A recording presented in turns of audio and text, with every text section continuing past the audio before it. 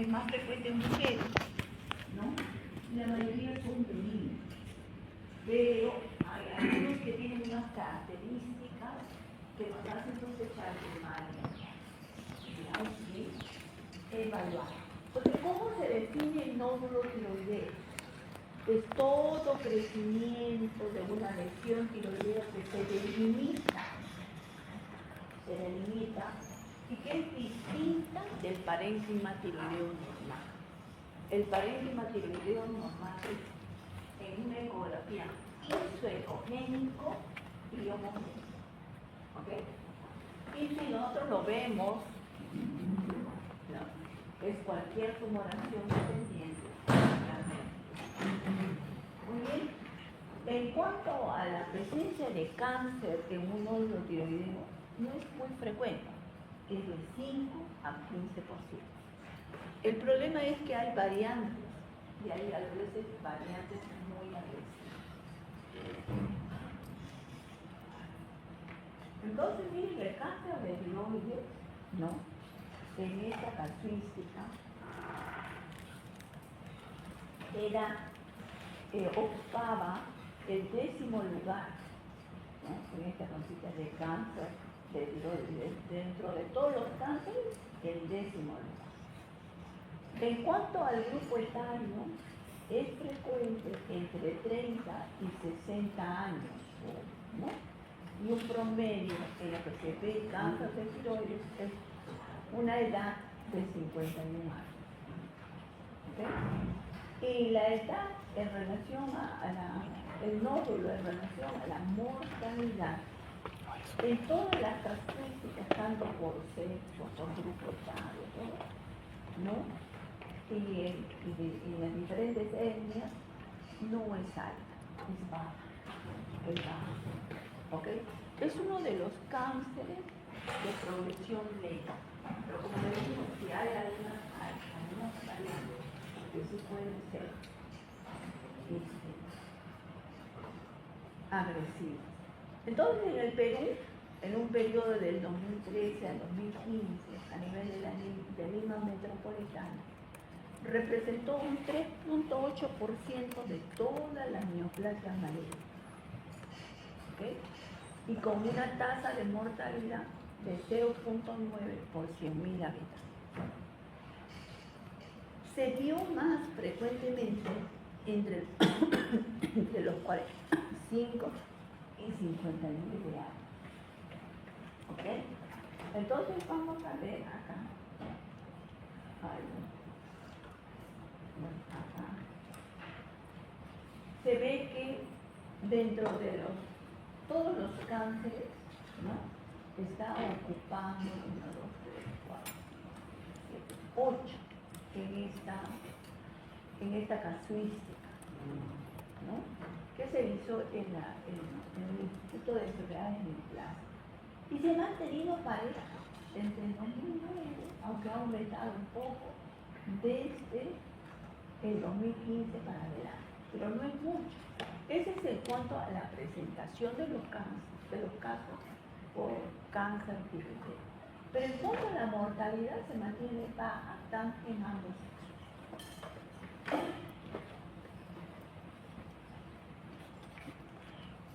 Tenemos factores de riesgo que tenemos que considerar. Que esté a favor de que sea benigno o que sea maligno. 1. Esta patología, al igual que la patología tiroidea, es mucho más frecuente en mujeres y hombres. ¿Okay? Esto entonces hay más benignidad que tenga un nódulo en una mujer a que tenga un varón. ¿Ok? Generalmente, a más edad, va a haber posibilidad de que haya nódulos tiroideos. La exposición a la radiación es importante tenerlo en cuenta. Y si esta es en grandes dosis y frecuentes, sí es un factor de riesgo para que este nódulo se malignice. ¿Okay? Hay otros factores que aumentan el riesgo también en nódulos tiroideos. Por ejemplo, en pacientes que son mujeres que tienen resistencia a la insulina. Tiene más frecuencia de la presencia de nódulos tiroideos que aquellos que no tienen resistencia a la insulina y que no tienen resistencia. Lo mismo, algunos que consumen más alcohol y tabaquismo o tienen síndrome metabólico o diabetes, se ha visto que tienen más riesgo de nódulos tiroideos que aquellos que no lo tienen. Pero es importante ver cuáles son los factores de riesgo para malignidad. ¿Okay? Es importante la exposición a radiación, y entre ellos el que esté irradiando el cuello y la cabeza. ¿Okay? Aquellos que trabajan en centros donde están exponiéndose a radiaciones, como aquellos que trabajan en servicios de radiología o medicina nuclear. Otra cosa que es importante también revisar es la historia familiar de cáncer tiroideo, ya sea papilar, medular, ¿no? O que tenga neoplasia endocrinomia. El promedio que vemos ya hemos visto en la casística, en un rango de 30 a 60 años, en un promedio de 50 años. El sexo masculino tiene doble riesgo. Y si ya tenemos adenopatía, disfagia, disnea, esto está avanzado.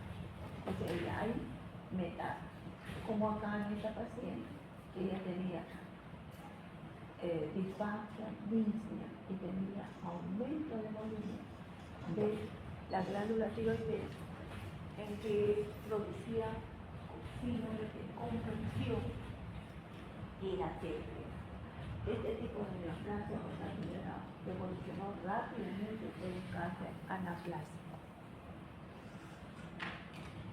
Muy bien, ya hemos visto esto de los bocios endémicos, que lo vemos en niños como bocio vicioso, pero en algunos se comienzan a nodular conforme aumenta la edad. Esto lo vemos más frecuente en mujeres. En niños parece que tienen un efecto de repente protector, algo así, que esta glándula se atrofia. No se nodula. ¿Cómo evaluamos el nódulo tiroideo? Primero vemos si este nódulo tiroideo, ¿no?, es funcionante o no. Entonces, vemos si es funcionante, que es si es un nódulo tóxico, si son varios nódulos funcionantes, si es un bocio multinodular tóxico, ¿no? Y los no funcionantes, aquellos que el paciente está eutiroideo y tiene nódulos, uno o varios nódulos. ¿Cuál es el examen que está más accesible y que lo podemos hacer rápidamente? Es la ecografía tiroidea. No es invasivo, ¿no?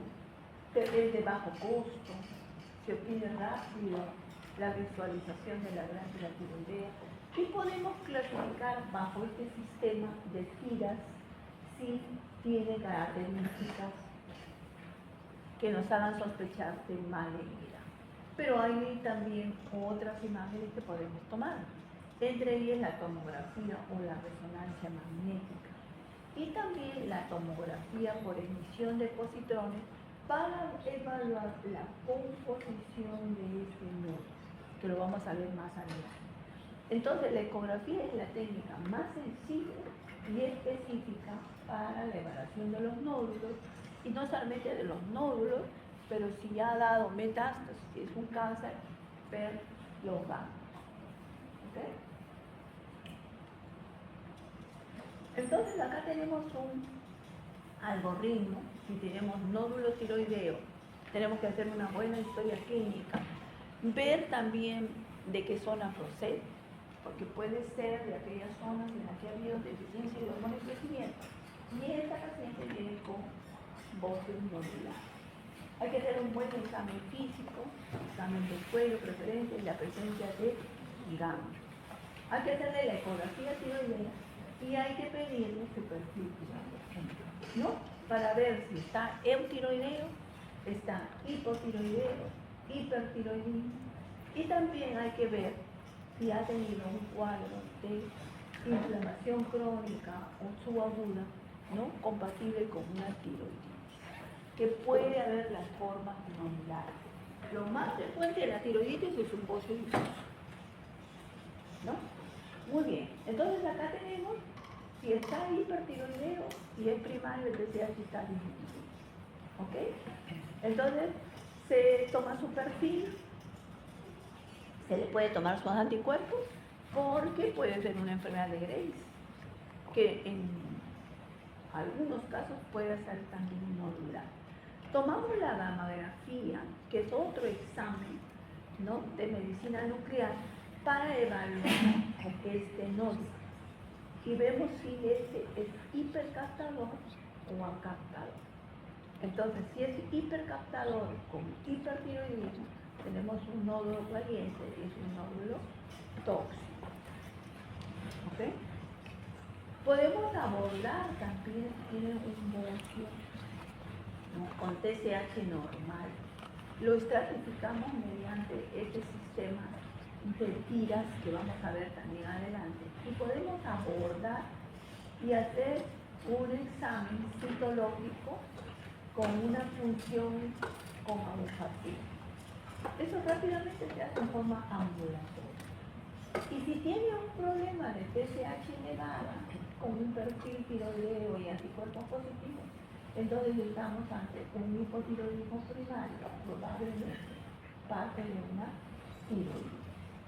Entonces, es un algoritmo que nos podemos dar. Acá tenemos la medicina nuclear en la que vemos la gammagrafía. La gammagrafía con tecnecio, la gammagrafía con yodo radioactivo, la gammagrafía que tiene doble radioisótopo, que no solamente ve nódulo tiroideo, y también ve nódulo paratiroideo. Y tenemos tomografía con emisión de protones, que tiene el 18F DG, que es la fluorodeoxiglucosa, en el cual podemos detectar el metabolismo de este nódulo, ¿no? Y generalmente lo hacemos en el cual sospechamos que hay cáncer o una racitis. Entonces aquí se va a ver en esta tomografía con emisión de protones con este marcador, y vamos a ver que está aumentada la captación.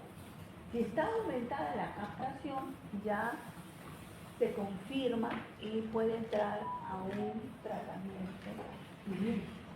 Si no capta, podemos seguir observando. Muy bien, la gammagrafía con tiroides del tecnecio 99, yodo 123 y yodo 131 nos indica la función en relación a la captación de este nódulo.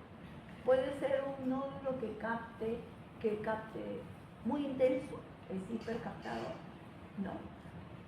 O que no capte, es un nódulo frío, o que sea en estado intermedio, eso se llama un nódulo de captación intermedia, tibio se llama, porque el que capta es caliente.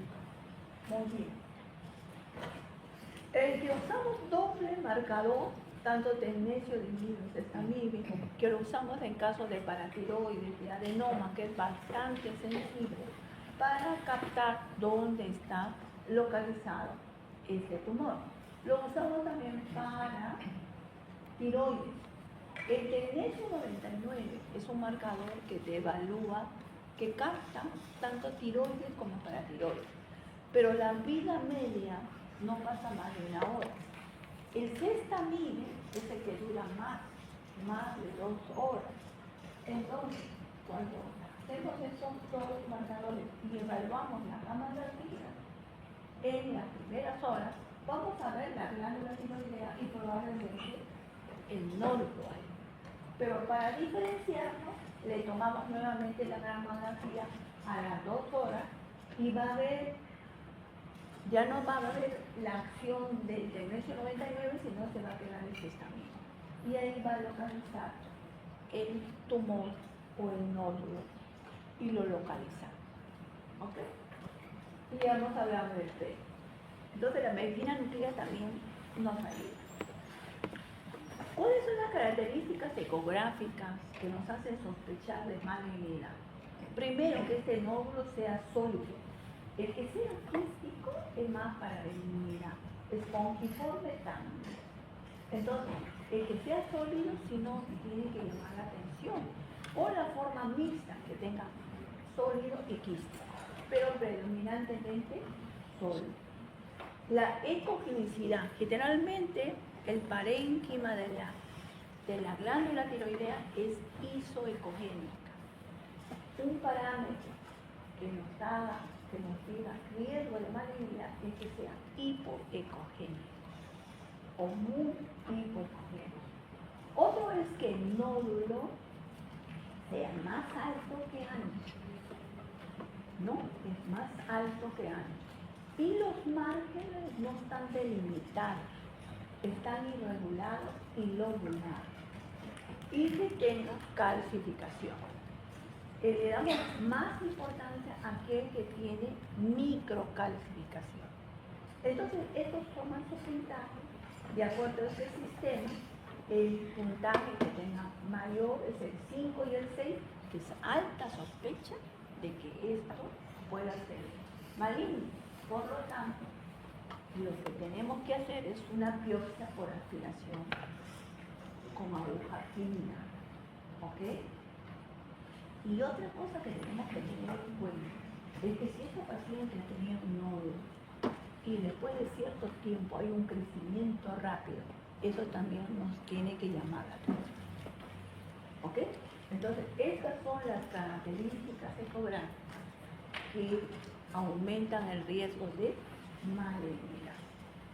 Muy bien, entonces en relación al tamaño, ¿no? En algunos, a la Asociación Americana de Tiroides, ellos lo catalogan por encima de 1 centímetro, porque puede haber microcarcinomas, inclusive los de Corea ya están evaluando por encima de 0.5 centímetros. O sea, están actuando un poco más temprano. Según la ATA, como estos cánceres son de progresivos lentos, esto era un volumen mayor de 1 centímetro, que sea más accesible a una biopsia. ¿Ya? Muy bien. Y ya pues, si tiene mayor, es mucho más accesible, ¿no?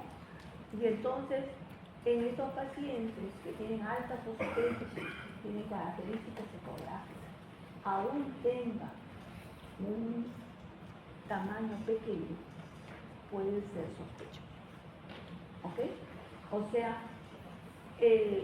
lo que se evalúa es el crecimiento rápido, ¿no? En un tiempo, por ejemplo, en 1 o 2 meses que hemos medido el tamaño y tiene 0.8 centímetros y que tenga 1.2 de acá a 3 meses, esto crece.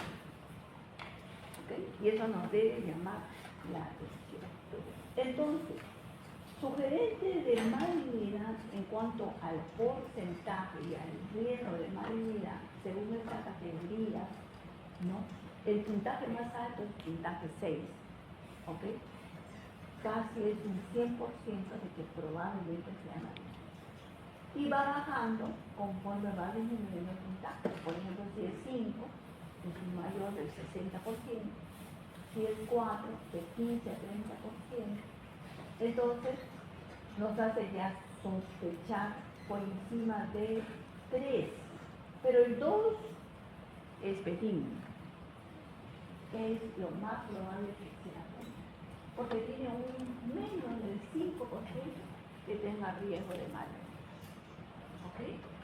Y aquel 1 es aquel que no es concluyente, porque de repente ha habido una mala fase. ¿Ok?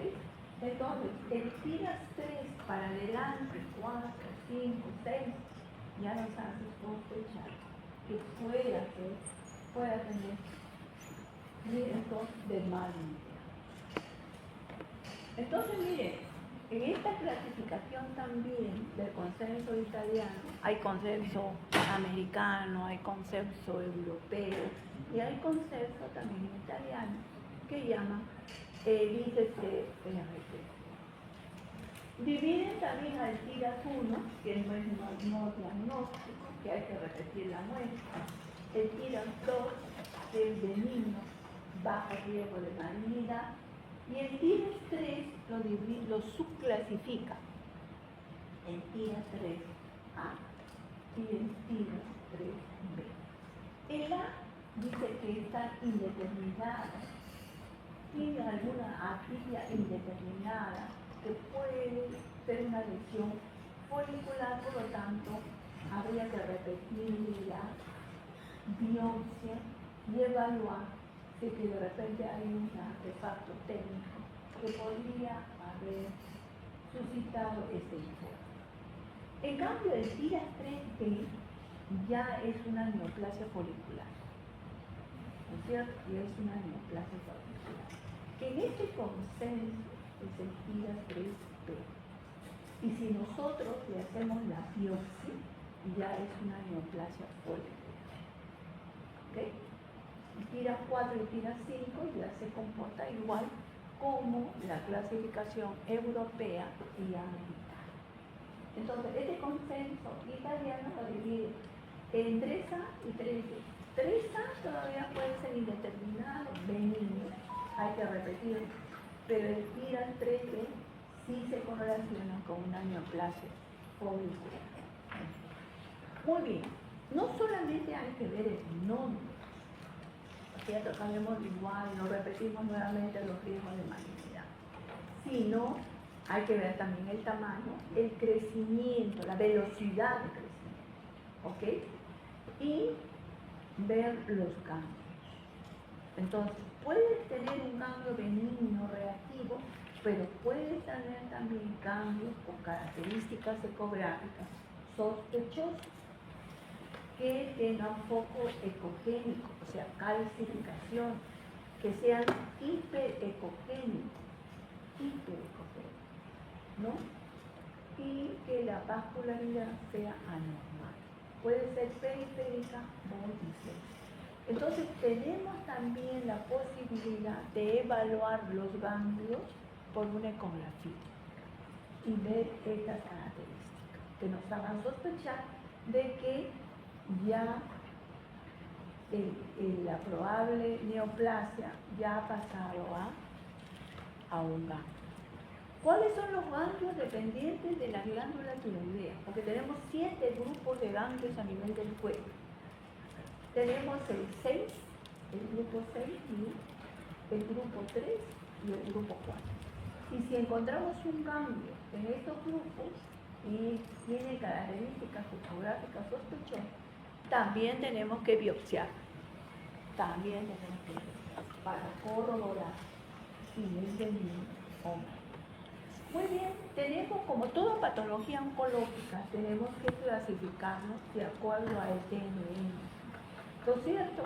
T significa tumor, N si está circunscrita a ganglio y M si hay metástasis a distancia. ¿Y cuál es la terapia que se debe hacer? ¿Ok? Entonces miren acá cosas raras, ¿no? Entonces lo he puesto acá. Tenemos que hay persistencia del conducto tiroglósico. Y aquí se encontró la presencia de un nódulo con características malignas. Se le hizo la biopsia y era un carcinoma tiroideo. ¿En dónde? En el conducto tiroideo. Es una patología muy rara, tuvieron que extirpar el conducto tiroidoso y la glándula. Muy bien. Entonces miren, por otro lado hay otra corriente. Estamos haciendo tiroidectomías que a lo mejor no es necesario. Y estas tiroidectomías pueden tener efectos adversos. Se pueden llevar la laringe recurrente. ¿Cómo queda? Se llevan la paratiroides, ¿no es cierto? Se llevan la paratiroides. A veces hace una tiroidectomía total, ¿no? De colon bien, y se llevan toda la paratiroides. Entonces el paciente se queda con hipotiroidismo permanente e hipoparatiroidismo. Entonces acá, ya haciéndole la biopsia, se vea que aquellos que tenían Bethesda 4 con alta sospecha, Bethesda 5 y Bethesda 6. Entonces se vio qué tipo de cirugía se le hizo, ¿no? Por ejemplo, acá tiroidectomía total en más del 50%, con Bethesda 1, 92% se hizo la tiroidectomía total, y Bethesda 6, el 100%. Lobectomía se le hizo en 44% con Bethesda 4, con Bethesda 5 en 7.6% y nada en Bethesda 6. ¿Ok? Muy bien, pero miren lo que predominaba. Miren lo que predominaba. ¿Qué salió como el reporte anatomopatológico después de haberlo operado la tiroides? Ya sea tiroidectomía total o lobectomía. Que solamente aquellos que tenían Bethesda 4 tenían un 18% de histología maligna. Cuando tenían Bethesda 5 ya aquí sí aumenta, un 77%. Y cuando tenían Bethesda 6, el 100%. ¿Qué nos dice? Que tenemos que evaluar bien, porque estamos operando y es un bocio coloide, es una tiroiditis, es un adenomatoso, un bocio adenomatoso, ¿no? O sea, estamos operando patologías benignas, ¿no? Entonces, lo que sí no cabe duda, si tenemos un Bethesda 5, un Bethesda 6 a la citología, y así sí es alta sospecha de malignidad. ¿Qué tipo de carcinomas tenemos como nódulo? Carcinoma papilar, carcinoma follicular, carcinoma medular, ¿no? Medular, ¿no? Anaplástico también, pero generalmente se disemina, se hace dispersión. Entonces, generalmente son los diferenciados los que más predominan, pero hay los no diferenciados que son más progresivos. Entonces, lo que predomina en el cáncer de tiroides es el cáncer diferencial. Cáncer diferencial de tiroides. Y tenemos el papilar y el folicular. Muy bien, entonces criterios distintos del tamaño, porque a veces nos asustamos, ¿no? El mayor tamaño, uy, Dios mío, tengo ya un tumor avanzado. No necesariamente. Entonces acá hay criterios que están a favor y hay criterios que están en contra. Por ejemplo, el que sea sexo masculino, le dijimos que tiene doble riesgo. Cuando a más edad posiblemente sea benigno, pero si es varón y a edad temprana es altamente sospechoso. Que tenga nódulo único, ¿no? Es mucho más riesgo que aquellos que tienen varios nódulos. ¿Ok? Que tenga antecedentes familiares. Esto es muy importante. A mi familiar le descubrieron cáncer de tiroides. ¿Y quién es? Tu familiar directo, tu mamá, tu hermano, tu papá. ¿Ok? Y la exposición a radiación. ¿Ok? Estos son los factores clínicos, ¿no? Más las características ecográficas sospechosas. Tiene una base clínica, ¿ya? Si estamos pensando en un carcinoma medular, tenemos que medir la calcitonina. Y en las imágenes, para ver la composición de este nódulo, usamos pues la medicina nuclear, que ya hemos explicado. ¿Ok? ¿Qué es lo que están en contra? Que sea mujer, que tenga varios nódulos, ¿no? Multinodular, que tenga pues una edad avanzada, ¿no? Avanzada, a más avanzada, tiene nódulos que probablemente sean benignos. Muy bien, y que no tenga antecedentes familiares que la enfermedad. Muy bien, entonces, otra cosa es que estos nódulos, cuando estén en riesgo de ser cáncer, generalmente son eutiroideos, o sea, no funcionan. Es poco riesgo de que este nódulo sea maligno si este nódulo es tóxico, o sea, está con hipertiroidismo. Es muy bajo riesgo. Entonces, según los niveles moleculares, muy importante de ver, tenemos carcinoma folicular, ¿no? Hay genes que podemos determinar, carcinoma papilar también está, una base genética, y el carcinoma oncocítico. ¿Ok? Entonces, es muy importante ahorita el estudio genético. y justo en patología científica. Tenemos que hacer estudios genéticos porque hay mutaciones. Muy bien, y acá está pues la medicina nuclear en la que, poniendo en este de esta 3 y 4, le hicieron la tomografía con emisión de protones, pero también le hicieron con tecnesio 99 y litio, ¿cierto? Y vieron, aquellos que tenían captación negativa seguían observando, pero aquellos que con el sestamib y con la tomografía con emisión de protones era positivo, se iba a la cirugía. Lo más probable es que si ha tenido un cáncer, ha recibido. ¿Cuál es el manejo de un nódulo no con sospecha de cáncer? Y que de repente ya no solamente esté en la glándula tiroidea, sino ya esté en el ganglio, o sea, ya está metastásico. A veces lo encontramos muy avanzado porque ya tiene compromiso de pulmón o hueso, ¿no? Aquellas neoplasias preferentemente papilares. Muy bien, entonces puede ser quirúrgico, ya si tienes un cáncer es quirúrgico, ¿no? Es quirúrgico.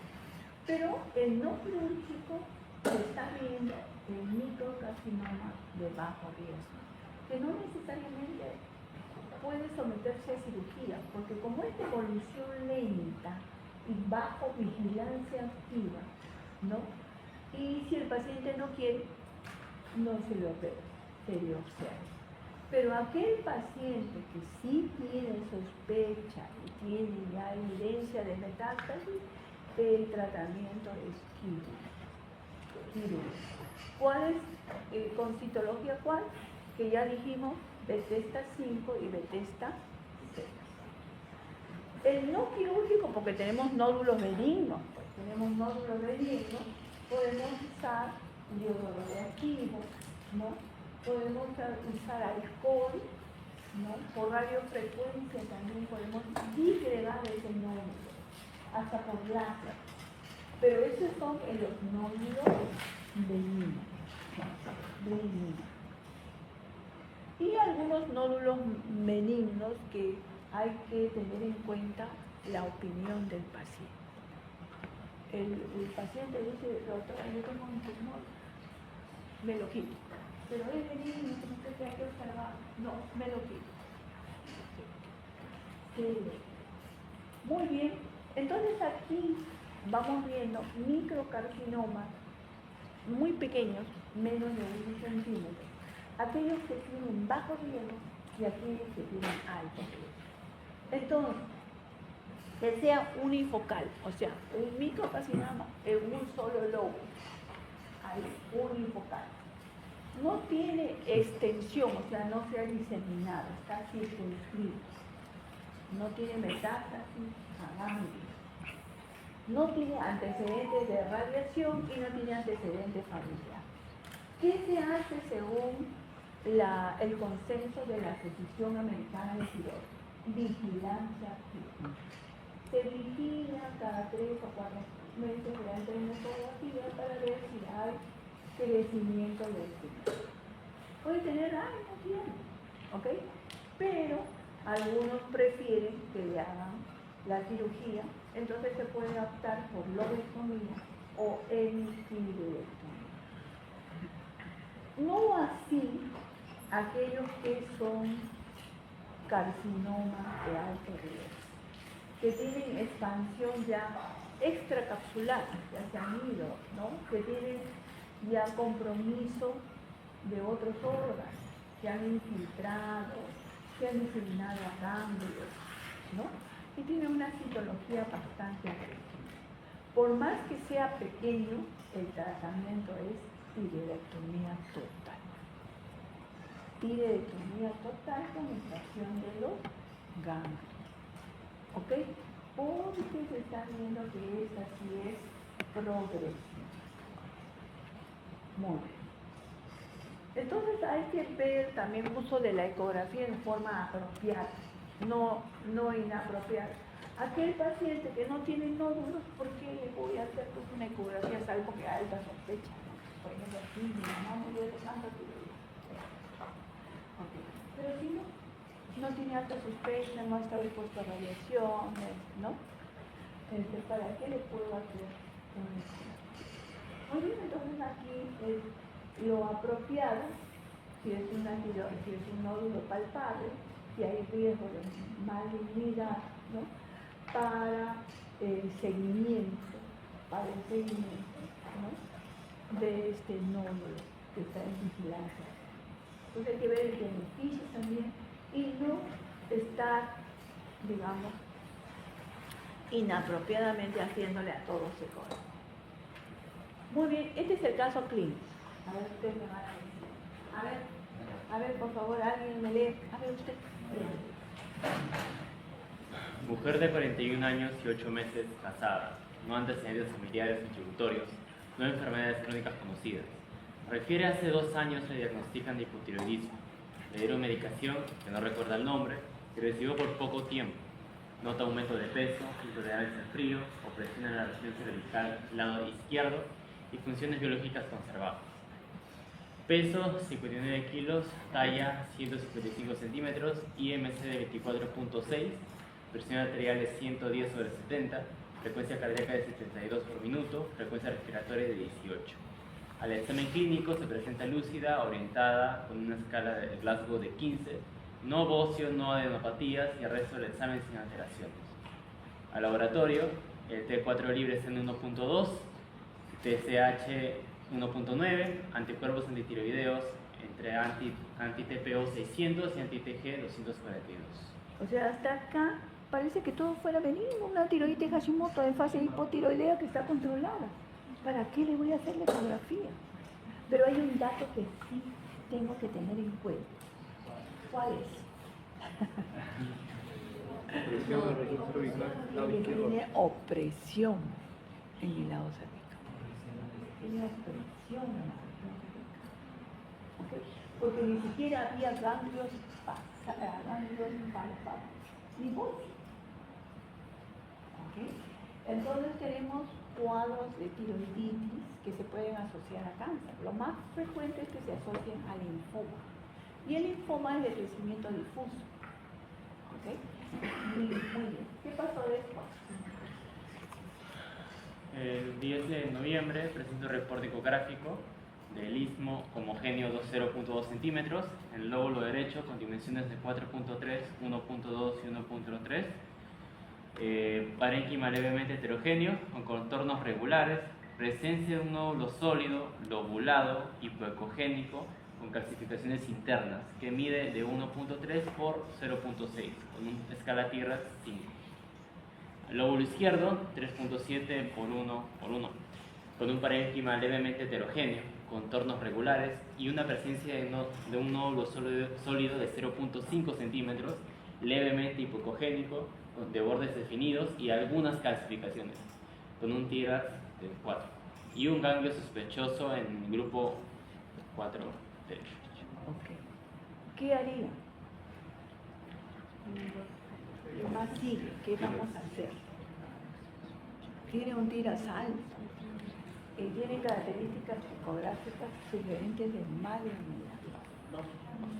Una biopsia en los nódulos. ¿Qué nódulo haría yo en la biopsia? Preferentemente en el TIRAX 5, ¿verdad? ¿Ok? Y en el campo. Aquí en el lea. Se le hizo la biopsia de aspiración con alojamiento. Lea. Okay. Reporte de patología citológica. Descripción microscópica coloreadas con hematoxilina de eosina de las muestras PAP. Algunos grupos de células foliculares en atipia, consistente en agrandamiento nuclear, cromatina papilar, pseudoinclusiones intranucleares y ranuras, dispuestas en macrofolículos abundantes, macrófagos y coloides. Conclusión: nódulo del lóbulo tiroides derecho, polo inferior 1.5 centímetros, carcinoma papilar de tiroides con degeneración quística, y el nódulo del lóbulo tiroides izquierdo de 0.6 centímetros, carcinoma papilar de tiroides con degeneración quística. categoría Bethesda 6, Bethesda. Bethesda. Muy bien. Y no tenía nada, y tenía la tiroidea Hashimoto, estaba controlada. ¿Cuál es el tratamiento en ese caso? La hago vigilancia activa, o sea, la observo, la observo. O ya indico. Ya no solamente está en un solo sitio, está en multifocal, está comprometiendo el ganglio, ¿no es cierto? ¿Le dejarían así a su familiar? ¿Qué indico? Eso fue lo que sí. Ok, conclusión. El abordaje del nódulo tiroideo se basa en un foco integrado, una buena historia clínica, con las herramientas diagnósticas apropiadas, clínicas y actualizadas, para tomar una decisión adecuada en beneficio del paciente. Muy bien, eso es todo, chicos. Nos vemos mañana.